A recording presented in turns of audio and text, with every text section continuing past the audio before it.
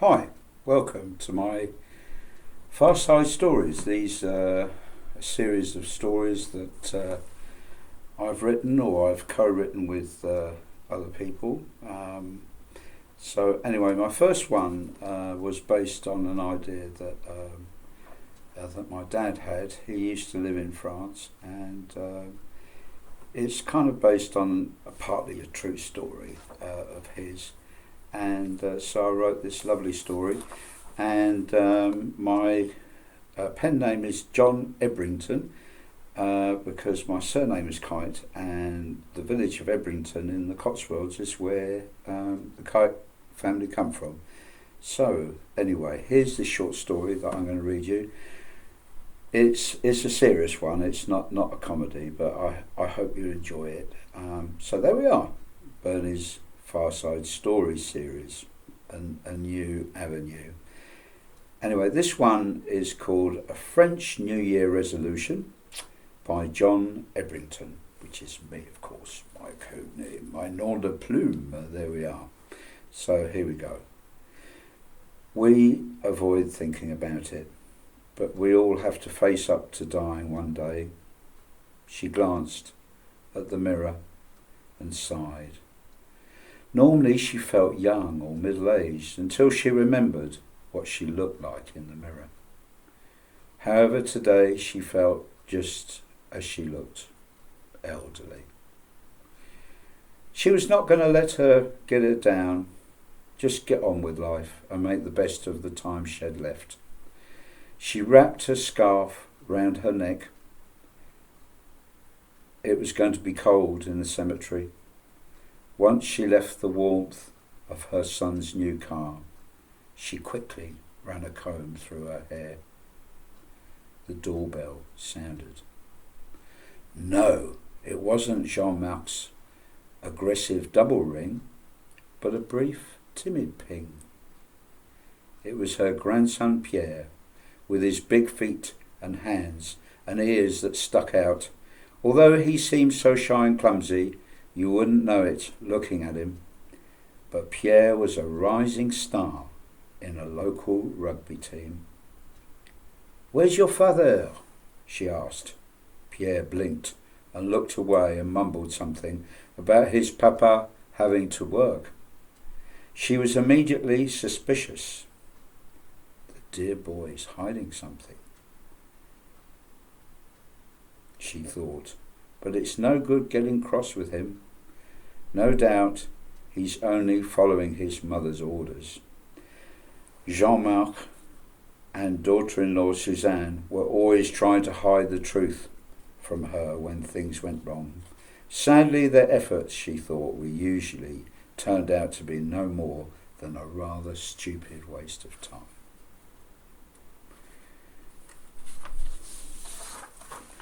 On closing the front gate, she looked back fondly at her house, with its white walls sparkling in the French January sun. Jean-Marc and Pierre had spent a lot of time repainting the outside, and they had done such a good job. She'd been born under that roof of red Roman tiles and lived in the same house since getting married, and now her big grandson Pierre was taking her to lay flowers on her husband's grave. It had been hard to carry on alone after his death, to sell their little shop, which wasn't a real success, and to look after the 3 small children. He was only 46 when he collapsed and died in the street from a massive heart attack. Young Pierre looked in the mirror as they moved off. "Are you looking forward to going to university after your gap year?" she asked. Momentarily, Pierre appeared disturbed by the question. Pierre had surprised the whole family by getting excellent grades in his exams last summer, entitling him to go to the University of Toulouse to study computer sciences. But now he told her he was not so sure. He said he might change his mind and continue his little local gap year job as a shop assistant. She raised her eyebrows, surprised by the sudden change of heart. Not only was a university degree going to be really useful for his future employment prospects, but the university at Toulouse was also going to provide him with excellent opportunities for developing his rugby. She looked at him intently and asked, "Why? Pourquoi? Why have you changed your mind?" There was a pause. Then he unconvincingly said he felt the family could not afford the financial expense of him going. The car fell silent while she reflected on what was happening in her family. As they gathered speed, she realised that it was now at least 2 weeks since she'd last seen her son, Jean-Marc. He wasn't at the New Year's festivities because of his work. He had also missed Christmas Day, the Christmas Day meal she had lovingly prepared for all the family, with pot roasted pheasants exactly the way her grandmother had shown her. Suzanne had said that Jean-Marc had been ordered to be on police duty at the gendarmerie on Christmas Day. "I don't remember him having to do that before," she had said. In the big mirror above the fireplace, she'd seen Suzanne give Pierre a quick, secret glance and had suddenly felt that she had not heard the truth. They just got onto the motorway when she leant forward. "Pierre, mon petit, we must return home. I've forgotten the vegetables." She had been upset that her policeman's son had failed to turn up. Distracted, she'd forgotten the box of produce from her vegetable plot. Trimmed and cleaned and left ready for the family. Pierre told her not to worry, stating he would collect them when he brought her home. He smiled, pointing out that they'd forgotten the main thing, the flowers for Grandpa's grave. She quietly looked at him. He started to become such a fine young man, not a bit like his father, who at times had been so difficult, always grumbling when things went wrong.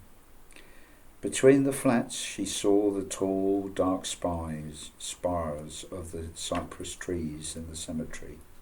The wind felt cold on getting out of the car. Pierre took one of the plastic mineral bottles by the water tap, filled it and followed her to the grave. She removed the dead flowers from their last visit. This was the family vault that she had managed to pay for despite everything when she became a widow. The polished slabs shone in the sunlight. This was where she too would in due course be buried when she would rejoin her husband. He was so handsome when they married. Pierre had some of his features and a similar temperament, even talking like him at times. She quietly looked at Pierre and smiled. Pierre then took her arm as they walked back to the car in silence. Suzanne opened the door to them looking fresh and well groomed and kissed them both on both cheeks. There was the delicate smell from the kitchen of roasting lamb and garlic. She sometimes had arguments with Suzanne, but then there was no doubt that her son had picked a really good cook. Suzanne took her coat and invited her to sit down as the food was ready. She asked Suzanne, where was Jean-Marc? Why hadn't he collected her? Suzanne had told her to go through the dining room where he was there waiting.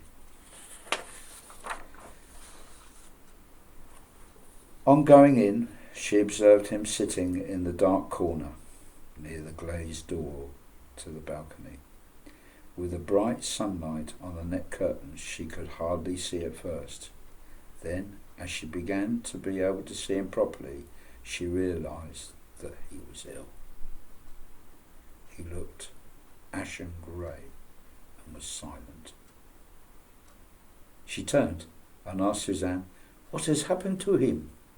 Suzanne suddenly lost her stiff reserve and burst into tears and explained that Jean-Marc had only 3 days before Christmas experienced a very serious heart attack. They only just managed to get him to hospital in time. The doctors said that he won't be able to work or drive a car again.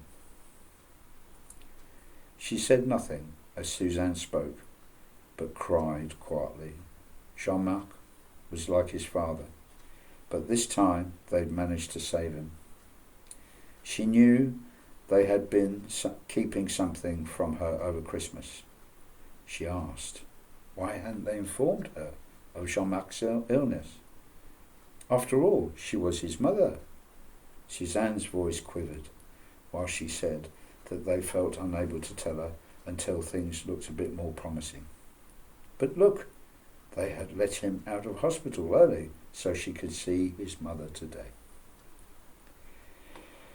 The following day, she had a determined look on her face, walking around the local town, clutching her handbag tightly. It was market day, but she had more important things to do than shopping or chatting with acquaintances. She'd spent half the night searching for things around her house. Despite feeling tired, she was a woman on a mission. First, she went to the jeweller's, where she sold an old gold watch and all her jewellery. No point keeping these heirlooms anymore. The shopkeeper who knew her gave her a fair price for them. She felt he couldn't exactly cheat an 82-year-old lady who had still had all her faculties. Just think of the bad publicity that had he done so. She graciously thanked the shopkeeper and hurried to deposit the money he gave her. Next, she went to see the notaire. Notaire is a French solicitor. They exchanged pleasantries, and as she sat down in front of the lawyer's big desk, he wished her a happy new year and asked about the family. She quickly explained how Jean-Marc had experienced a heart attack, leaving him almost bedbound. The notaire murmured sympathetically. He took off his glasses and leant back whilst he listened. She told him she had reached a decision over her property. The lawyer looked interested as she described what she had inherited from her parents, her house, the barns, the fields that the neighbours had rented for years. She explained how Jean-Marc and Pierre had been very good to her by spending a lot of time doing improvements on the home. She was concerned that Pierre had changed his mind about going to university. Having been keen to go, he had decided not to because of his father's illness. She was determined to help Pierre and had promised to go if the money for his fees and accommodation could be found. But naturally, she conveyed her main worry was her son, Jean-Marc. He could never drive again. As Suzanne had never learnt, it was a hopeless situation. She paused, then asked the notaire if he would be surprised to learn that she had 2 other grown-up children. He replied that in his job nothing ever shocked him. She said that she had a younger son, Henri, who was a chef and who had gone to Australia over 20 years ago. She hadn't seen him since. He never wrote, but normally gave her a telephone call around every Christmas. It was hurtful, but she had completely lost contact with her daughter Carole, who had gone off with a slimy married man from Marseille. They were staying in her house when she caught him stealing money from her handbag. She told them to go and had never seen them since. It worried her that on her death, her 3 children all had to get an equal share of her property under French law. The notaire nodded and explained that in some countries you can draw up a will and leave your entire estate to whoever you liked. But here in France, the law stipulates that your property must be divided equally among your children. This being the case, she told the notaire that she was going to make a New Year resolution. Yes, a resolution to sell her property, put all her money into a savings account, and then rent a flat in the city to be near her son. Her priority now was to ensure Jean-Marc was well cared for, with all her assets in the bank.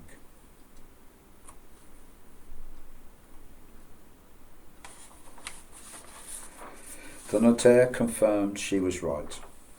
Money in the bank could be split 3 ways easily, and property can't. So even if her daughter could not be traced, her sons could have a third of the money quite quickly. She took out the documents relating to her house from her bag and instructed the notaire to immediately put her house and land up for sale. 3 days later, the baker's wife arrived in her little blue van and saw the baguette that she'd left on the porch the previous day was still there. And then she realised that all the shutters were shut.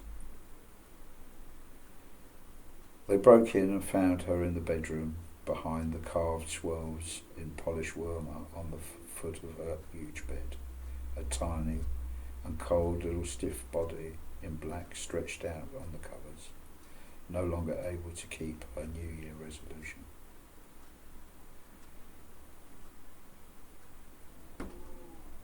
That day later, Pierre blinked at the familiar writing on the envelope that arrived in the post. He opened it, and he found a cheque and a note attached inside that read, "This is for your university studies, from your grandmother." And that's the end of the story. Thank you for listening, and I hope you enjoy more short stories from me. Do look out for them. Thank you.